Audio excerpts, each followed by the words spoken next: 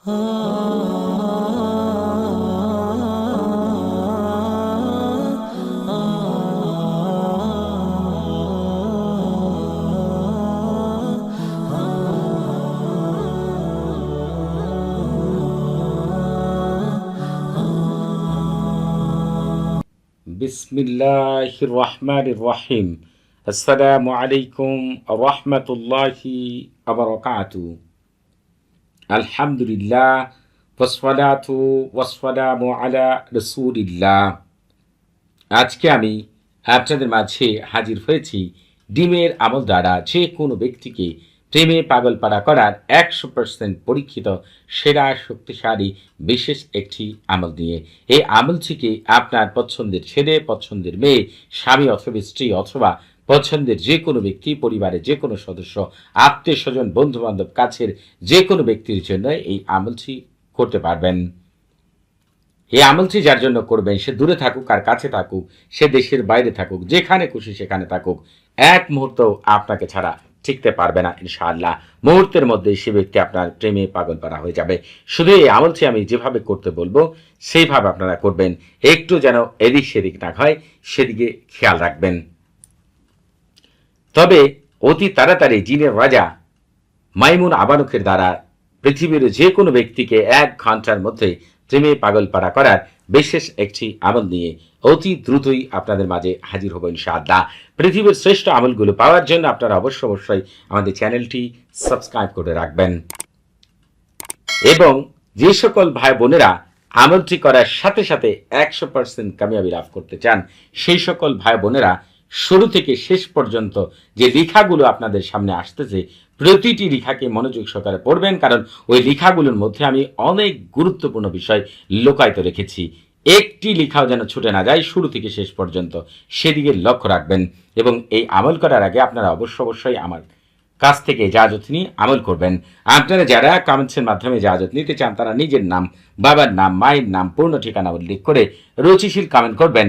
যারা কথা বলার মাধ্যমে ইজাজত নিতে চান তারা সালাম বিনিময় করার পরে নিজের পূর্ণ পরিচয় উল্লেখ করে কি বিষয়ে ইজাজত চান সেটি বলবেন। তবে আপনাদের বুঝতে কোনো প্রকার সমস্যা হলে, কোনো কিছু জানার থাকলে, কোনো কিছু বোঝার থাকলে প্রতি শুক্রবার এবং শনিবার সকাল 9টা থেকে রাত 11টা পর্যন্ত এই নাম্বারে কথা বলতে পারবেন।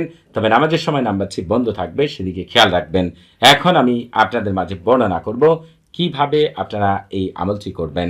এই আমলটি করার জন্য প্রথমেই আপনাদের যেটি করতে হবে সূরাতুল আস-সাফফাতের 158 নাম্বার আয়াতে আপনাদেরকে নিয়ে যাচ্ছি। একটু দয়া করে ধৈর্য ধরবেন, কারণ ওই আয়াত, ছোট্ট একটি আয়াত, কিন্তু এখানে অনেক গুরুত্বপূর্ণ বিষয় লুকায়িত রয়েছে।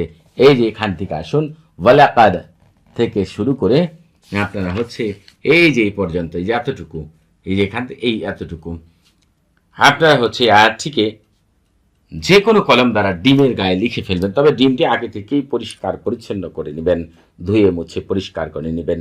এরপরে আপনারা তাওয়াক্কালু বিজালবি এতটুকু লিখবেন। লিখার পরে যার জন্য আমল করবেন তার নাম লিখবেন, অমুকের ছেলে অমুক অথবা অমুকের মেয়ে অমুক, বাংলাতে লিখলে।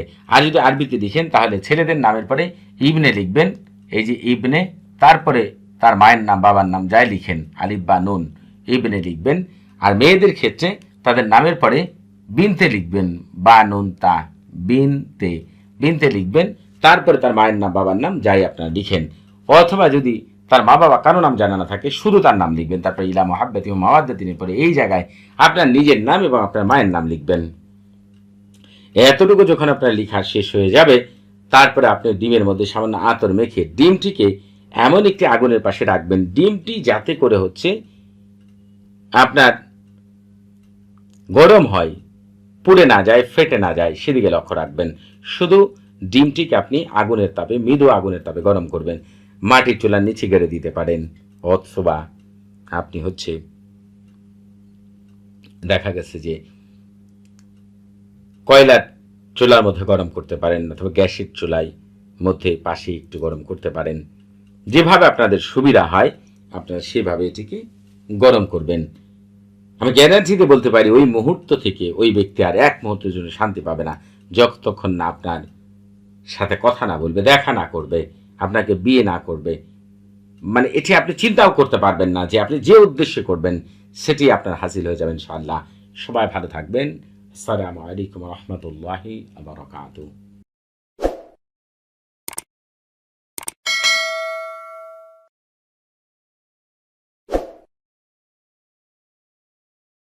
ah